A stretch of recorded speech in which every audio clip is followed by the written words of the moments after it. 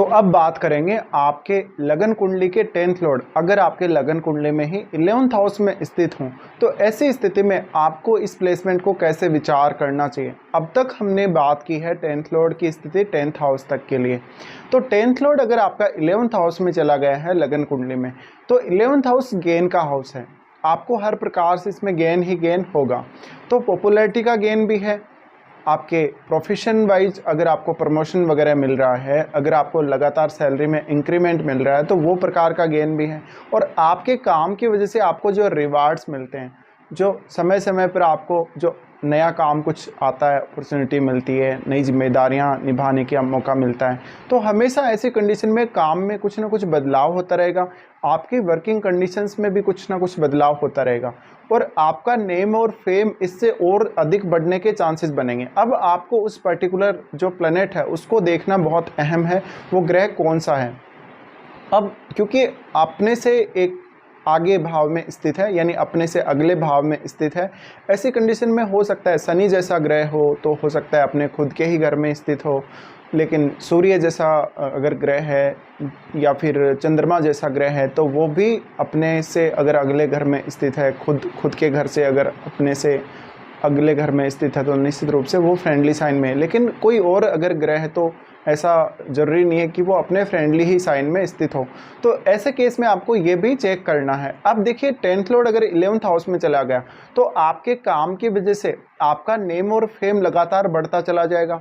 इस बात के भी चांसेस हैं कि आप कोई लार्ज ऑर्गेनाइजेशन में काम कर रहे हैं या बहुत लोगों के साथ सामूहिक रूप से कोई आप ऐसा काम कर रहे हैं। इसके अलावा ये आपकी पॉपुलैरिटी को दिखाता है, आपके नेटवर्क सर्कल को लगातार विस्तार देता रहेगा ये प्लेसमेंट। इसके साथ साथ आपके जो पैसे के हिसाब से यानी धन के हिसाब से जो गेन अगर हम देखें तो धन के हिसाब से यहाँ पर मल्टीपल टाइप से गेन होने के चांसेस हैं।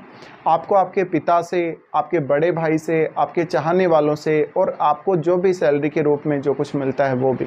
इसके साथ साथ अब ऐसा जातक है थोड़ा मनी माइंडेड भी होने के चांसेस हैं उसके, या फिर वो कुछ एक्स्ट्रा और एक्टिविटीज़ भी करने के लिए सोच सकता है अपने प्रोफेशन के साथ साथ। अब ये जो है वो आपके फाइनेंस पर बहुत गहरा इम्पेक्ट करेगा जब भी 10th लॉर्ड अगर 11th में चला गया। तो इसका मतलब है आपके कैरियर से आप बहुत स्ट्रांगली जुड़े रहेंगे और आप एक प्रॉपर प्रोफेशनल व्यक्ति नज़र आएंगे। अब 10th लॉर्ड अगर 11th हाउस में चला गया तो आपका नेम और फेम, आपका नेटवर्क सर्कल, ये सब आपके प्रोफेशन से जुड़ गया। इस बात के भी फिर बहुत अधिक चांसेस बन जाते हैं कि आप जिस प्रकार के फील्ड में हैं, चाहे आप बैंकिंग सेक्टर में हैं, चाहे आप कोई और इस प्रकार के क्षेत्र में हैं, तो वहाँ पर आपका जो नेटवर्क सर्कल होगा जिसमें आपके साथ जो भी लोग कनेक्टेड होंगे वो भी सेम उसी फील्ड में होंगे या सेम कुछ ना कुछ मिलता जुलता सा क्षेत्र हो सकता है। तो ज़्यादातर आपका कनेक्शन आप जिस फील्ड में काम कर रहे हैं उसी फील्ड वालों के साथ रहने वाला है। अब इस केस में आपका ज्ञान भी बढ़ता चला जाएगा अपने प्रोफेशन वाइज, क्योंकि यहाँ से आपका 10th लॉर्ड जो है वो आपके 5th हाउस पर एस्पेक्ट करेगा। इसके अलावा अगर बृहस्पति जैसा ग्रह है, अगर शनि जैसा ग्रह है या मंगल जैसा ग्रह है तो वो कुछ अन्य भावों को भी एस्पेक्ट करेगा। आपको वो भी देखना बहुत ज़रूरी है। लेकिन क्योंकि हम एक प्लेसमेंट के बारे में ही अभी विस्तार से चर्चा कर रहे हैं, इसलिए आपके पंचम भाव पर बहुत गहरा इम्पैक्ट पड़ने वाला है। ऐसे में जातक आगे चलकर थोड़ा सा मनी माइंडेड ज़्यादा हो सकता है, माइंड थोड़ा सा जातक का स्पेकुलेटिव भी हो सकता है, जातक को कुछ सडन गेंस भी हो सकते हैं।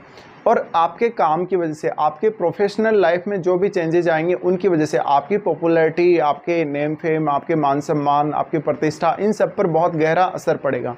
इसके अलावा आपकी थिंकिंग पर असर पड़ेगा, आपके सोचने समझने एनालिसिस करने के तरीके पर असर पड़ेगा। इसके साथ ही साथ आप अपनी रचनात्मकता जो है या आपका जो कौशल है उसको लगातार इंक्रीज़ करते चले जाएंगे, अपने ज्ञान को आप बढ़ाते चले जाएंगे। इसके अलावा आप दूसरे लोगों को बहुत अच्छे से गाइडेंस भी दे सकेंगे इस स्थिति में और हमेशा दूसरों से अच्छा एप्रिसिएशन भी प्राप्त कर सकेंगे।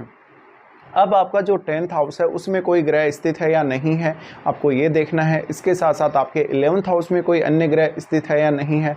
और अब आपके लिए सबसे ज़्यादा इंपॉर्टेंट हो जाता है आपका 11th लॉर्ड।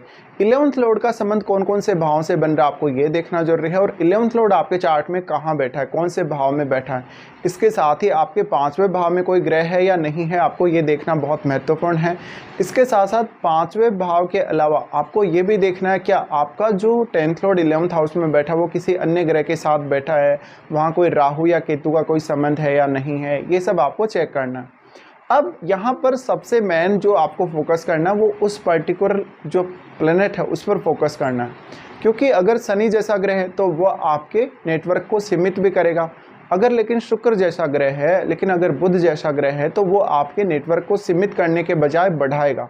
ऐसे में आप ज़्यादा सोशल नज़र आएंगे, ज़्यादा कनेक्टिविटी रहेगी आपकी लोगों से। तो मेनली ऐसे जातक को अपने प्रोफेशन में उसको जो सैलरी मिल रही है, उसको जो भी रिवार्ड्स मिल रहे हैं, उन पे ज़्यादा से ज़्यादा ध्यान देना चाहिए और उसको अपने प्रोफेशन में आए हुए चेंजेस के अनुसार अपनी काबिलियत को भी इंक्रीज़ करते रहना चाहिए। तो आप ये भी समझ लीजिए कि आप किसी भी टाइप के प्रोफेशन में हैं, वहाँ पर आपको नया कुछ भी सीखने का मौका मिल रहा है अगर लगातार, तो आप सीखते चले जाएं और उसको आप अपने काम में इम्प्लीमेंट करते चले जाएं, तो आपके लिए बहुत बेहतर स्थिति रहने वाली है। अब यहाँ पर आपका जो प्रोफेशनल लाइफ है वो बहुत ही प्रॉपर प्रोफेशनल होने के चांसेस हैं। इसके साथ साथ आपकी थिंकिंग, आपकी मेंटलिटी, सोचने समझने का तरीका आपके प्रोफेशन से बहुत गहरे तरीके से प्रभावित होगा।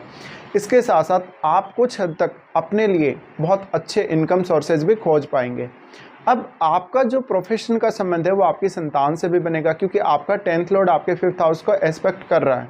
ऐसी कंडीशन में आपकी संतान उत्पन्न होने के पश्चात ये हो सकता है कि आपको बहुत सारे गेन्स हों, संतान के जन्म के बाद आपके प्रोफेशन में कोई बड़ा चेंज आए, ये सब।